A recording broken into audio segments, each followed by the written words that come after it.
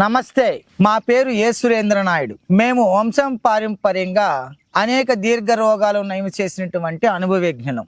ఈ విద్య తాతల ముత్తాతల కాలం నుంచి మాకు అనువంశంగా సంప్రాప్తమైనది మరియు పూర్వీకుల నుంచి వచ్చినటువంటి ఈ విద్య ప్రజలు మానవాళికి అందరికీ తెలియచేయాలన్నదే నా సంకల్ప భావం. ఈరోజు విషయానికి వస్తే చాలామందికి ఉండే సమస్య ఏంటి అంటే చిన్నవాళ్ళ కాడి నుంచి పెద్దవాళ్ళ వరకు పులిపీర్లు అండి. ఈ పులిపీర్లు కూడా 3 రకాలు ఉన్నాయి. కొంతమందికి మెడ పైన, సంకల కింద, నడుము దగ్గర ఎక్కడవుతే ఎక్కడ దారాలుగా ఉంట్లుగా ఏలాడుతూ ఉండేటువంటి పులిపీర్లు ఒక రకము. కొంతమందికి నల్లగా బఠానీ గింజలు అంతా ముఖం పైన ఎక్కడో ఒక దిక్కు ఉంటాయి. మరి కొంతమందికి కాయ పులిపీర్లోనే ఉంటాయండి. చేతుల మీద గుంపులుగా ఉంటాయి. 10-20 ఒకే దిక్కు ఉంటాయి. తెల్లగా ఉంటుంది. స్నానం చేసి దాని మీద అలా గోకితే తెల్లగా పొట్టులాగా కూడా లేస్తుంది. ఇది కాయ పులిపీర్లి అంటారు. ఈ 3 రకాల పులిపీర్లకు రాంబాణం లాంటి ఒక మందును తయారు చేసుకునే విధానం చెప్తున్నాను. మీకు మీరుగానే తయారు చేసుకోండి. ఈ వీడియో స్కిట్ కాకుండా చివరి వరకు చూడండి. పులిపీర్లకు తయారు చేసుకునే మందును పరిపూర్ణంగా మీకు నేర్పిస్తున్నాను. పేపరు పెన్ ఎత్తుకొని రాసుకోండి. మీకు మీరుగానే తయారు చేసుకోండి. మానవాళికి ఉన్నటువంటి సమస్యను మీ నుంచి కూడా ఇంకొకరికి నేర్పించే అవకాశం ఉంటుంది కాబట్టి తెలుసుకుంటారని కోరుకుంటూ, ఈరోజు ప్రధానంగా ఈ పులిపీర్లకు కావాల్సినటువంటి పదార్థాల్లో ఇక్కడ చూడండి, నక్క పింటి గడ్డ. ఇప్పుడు మామూలుగా ఈ కాయ పులిపీర్లు ఉంటాయండి.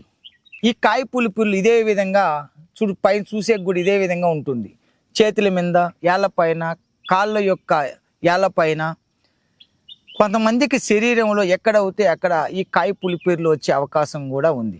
మరి కొంతమందిలో తోలు పులిపీర్లు ఎక్కువగా కండ్ల దగ్గర, అదేవిధంగా సంకల దగ్గర, మెడపైన ఎక్కడ అవుతాయి అక్కడ బాధించే ఈ యొక్క పులిపీర్లకు చెక్కు పెట్టాలంటే మనకు ప్రధానంగా కావాల్సినటువంటి వస్తువు ఇక్కడ నక్క పింటి గడ్డ అనేది మాత్రం మరవకండి. రెండోది, వేటు కాలువల్లో మీరు చూస్తూనే ఉంటారు, చిన్న గవ్వలలాగా ఉంటాయి.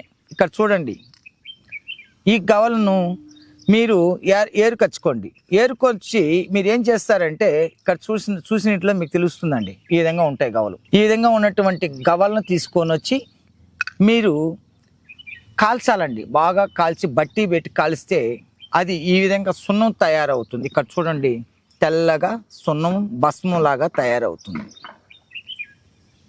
ఈ భస్మాన్ని ప్రధానంగా మనం ఏం చేయాలంటే మరొకటి, ఈ నక్క పింటి గడ్డను కూడా చిన్న ముక్కలుగా తీసుకోవాలి. ఇక్కడ దీంట్లో ఉన్నటువంటి ఈ విధంగా మీరు చిన్న ముక్కలుగా ఇక్కడ చూసినట్లయితే తెలుస్తుంది. ఈ విధంగా చిన్న ముక్కలుగా చేసి ఇక్కడ చూడండి, మట్టి మూకెటిలో పెట్టి ఇక్కడ హారతి కర్పూరం అండి. ఇది మనము ముద్ద కర్పూరం అంటాం, హారతి కర్పూరం అంటాం.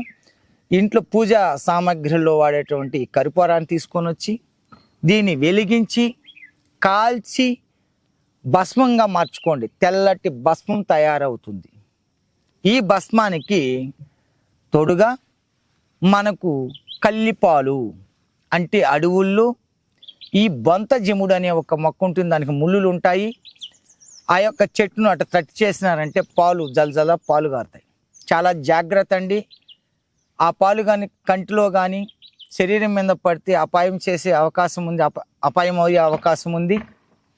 అలా పడవేసుకోకుండా జాగ్రత్తగా ఆ పాలు తీసుకొని వచ్చి ఇక్కడ కలవరాల్లో వేసి ఈ యొక్క నక్క పింటి గడ్డ యొక్క భస్మాన్ని మనం కాల్చి తయారు చేసుకున్నటువంటి గవ్వ యొక్క భస్మాన్ని వేసి ఈ రెండింటిని మెత్తగా కలవరాలు నూరండి. దాన్ని ముద్ద చేయండి. ఎంత నూరితే అంత మంచిది. మర్దన గుణవర్ధన. చాలాసేపు నూరినప్పుడే దాంట్లో ఉన్నటువంటి అన్ని గుణాలు పోయి అద్భుతమైనటువంటి అమృతం లాంటి మందుగా తయారవుతుంది. దీంతో పాటు మనకు ప్రధానంగా మనకు చెరువుల్లో లోటాస్ అంటే ప్రధానంగా మనకు అక్కడ కనిపించేది ఏంటి అంటే తామర పువ్వుల యొక్క గడ్డ ఉంటుంది.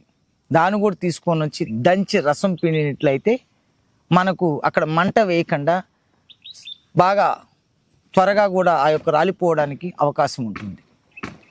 కాబట్టి ఇవన్నీ కూడా మీరు తెచ్చుకొని బాగా నున్నగా దంచి దాన్ని అతి మెత్తగా నూరి ఒక క్రీము లాగా దానికి మీరు ఒక మందును తయారు చేసుకోండి.